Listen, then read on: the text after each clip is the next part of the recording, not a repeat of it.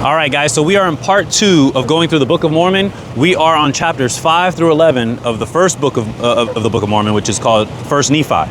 Now, this book is very odd because this is supposedly set, well, this book was supposedly after the New Testament, but is giving a story before the New Testament in the Old Testament during the time when Babylonians were about to take over Jerusalem, right? That's the setting of this book. So this family is in Jerusalem, and God is telling this family to get out of Jerusalem because the Jerusalem is about to be, destroyed. So the central message here is that the family needs to get out so they can escape that Babylonian captivity. And God has given this family tons of visions and stuff so that they can warn themselves and others to get out of there before the destruction comes, and so forth, right? Sounds innocent, but here's the problem. It goes against all of the Old Testament.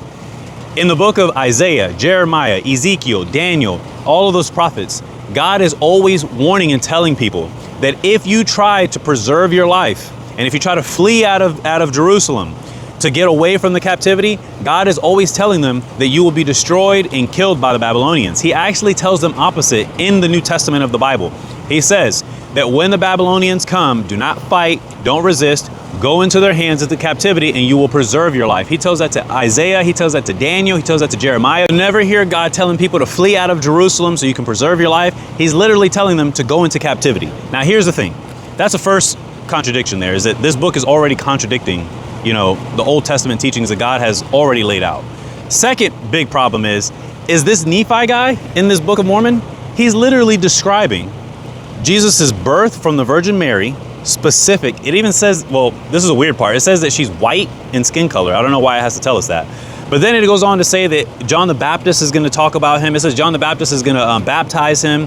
It quotes the John the Baptist line about, how he's going to be coming and making paths straight and stuff like that. It talks about how Jesus died, how he was buried, resurrected, how he comes up, how he has 12 disciples, how the world is going to go after them and try to destroy them after Jesus' resurrection and ascension.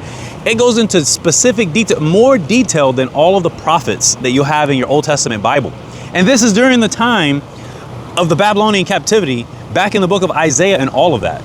It goes into super detail, which tells me that this is basically fan fiction. This is like fan fiction. Someone is trying to merge some things together here that don't need to be merged. It's literally putting Old Testament and New Testament together in such a way where it's like, dude, you've read the New Testament already and you're just trying to combine the two. That's what you get. But anyways, that's one of the biggest flaws that I'm seeing here so far. It's a blending of both, but we're on chapter 11 now. We're going to go to chapter 12 and on, and I will see you guys on the next video as we go through the entire Book of Mormon, chapter by chapter. The harvest truly is plenteous, but the laborers are few.